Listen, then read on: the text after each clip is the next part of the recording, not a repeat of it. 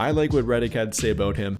Even going back to his days of playing against Marcus Smart battling against him in many postseason runs, even hitting Reddick in the face and causing him to get some stitches at one point. They've had many battles both during the regular season and during the postseason too. So now Reddick gets an opportunity to be on the other side of that, not battling against Marcus Smart, not coaching against Marcus Smart, but coaching Marcus Smart and actually having him on his team for once.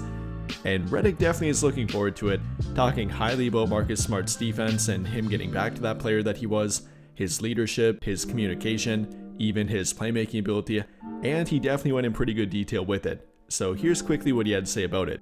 You mentioned that you know what you're going to get out of Marcus. What's the hope for what he's going to add to this team?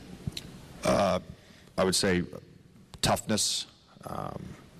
I've already told him this, we need his voice. That's part of communication, his competitive spirit, and defensively, he, probably went a little bit under the radar because of the last 2 years, but he still grades out in nearly every metric in 80th percentile or higher, so he's still a very versatile defender.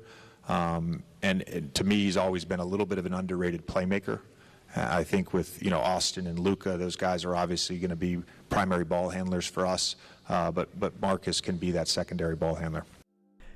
There's definitely a lot to break down there if you want to get really in depth with it, talking about Marcus Smart's defense and what Reddick was talking about with it, the 80 plus percentile talk with it and where he's coming from with that. Well, one website, for example, is bballindex.com, and regarding Marcus Smart last season and how he graded out on defense, for his perimeter isolation defense, being in the 87th percentile, being graded with an A-, his ball screen navigation in the 91st percentile, also being graded with an A, his off-ball chaser defense in the 95th percentile, pickpocket rating in the 89th percentile, passing lane defense in the 92nd percentile, so I think you kind of get what I mean here. Or even for a different website at craftednba.com, ranking Marcus Smart in the 93rd percentile for deflections, ranking him in the 78th percentile for rim defense, and yes, rim defense as a 6'3" guard, ranking him in the 82nd percentile for versatility rating, and in the 79th percentile for crafted defensive plus-minus rating. So no matter where you look and no matter what you're talking about, Marcus Smart has been and is still a very viable defender, and definitely an 80 plus percentile kind of guy too. So yes, JT Redick is not simply making that up, and that's kind of what he means here about it. Or if you want to talk about the playmaking ability, once again Reddick referring to that and likely kind of referring to it from a numbers standpoint again. We know how Reddick likes numbers and likes to go back to them. Once again, he's not lying about it. Marcus Smart is actually a pretty underrated playmaker. Maybe not a primary point guard or a primary ball handler for a team, but he definitely can be a secondary playmaker, and according to Reddick, that is what he expects him to be. And once again, going back to the numbers here, as Reddick likely has referred back to them, ranking in the 81st percentile for playmaking talent last season, in the 82nd percentile for passing creation volume, in the 96th percentile for passing versatility, and overall here he once again ranks well in regard to numbers with his playmaking ability. So yes, Reddick is valid by calling him a good playmaker, a good defender yet, and a guy that can actually be a two-way player for them. However, I think the real value here with Marcus Smart and directly with their team and what the Lakers needed is with something that can't be measured by numbers. That being his effort and pride on defense, his vocalness and his communication on the court, his willingness to do the little plays and do the dirty work for a team that again can't be measured by any stat or by simply numbers alone.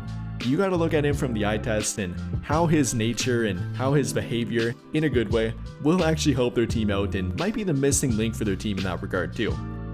I mean, Marcus Smart is a tenacious player, not only defensively, but simply his mindset too. He's going to bring that attitude to their team, and I think they desperately need it, especially after the loss of Dorian Finney-Smith, who kind of was the only guy for their team, especially in regard to a role player for their team and kind of a 3-and-D player for their team. That's the role that Marcus Smart will now be taking on, not only from a skill set and numbers standpoint, but again, more importantly from a mentality standpoint, a communication and leadership standpoint. That's what I'm looking forward here with Marcus Smart, and I think Reddick is kind of referring to it here too. And well, one thing they need a wake-up call with, and something I actually can point to the numbers here with too, is their ability to get back on defense. It's not something they can't physically do or something that they haven't shown the ability to do, but it's something they don't routinely do and have not been able to change their mindset to doing it for really a few years now too, both pre and post JJ Redick. Last season they gave up the 5th most fast break points per game to their opponent, giving up nearly 17 per game, getting even worse during the postseason. And if you combine that with bad paint defense, bad offensive rebounding, or rather bad defensive rebounding, giving up too many offensive rebounds to their opponent, which hopefully will and I think will change with the arrival of DeAndre Ayton, but simply in regard to transition defense and getting their ass back on defense, that's something that Marcus Smart will be extremely valuable with. In fact, I think he'll be invaluable with. So that's kind of the rundown with Marcus Smart, the numbers with him, the outlook with him, the off-court stuff, and what can't be measured by numbers, and what Redick really emphasized with Marcus Smart. That's kind of what we have to look forward to with, and hopefully Marcus Smart can live up to it.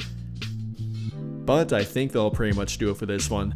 And if you enjoyed the video, then I would greatly appreciate it if you dropped a like, subscribe to the channel if you have not already, and hit that notification bell to never miss out when I upload a video.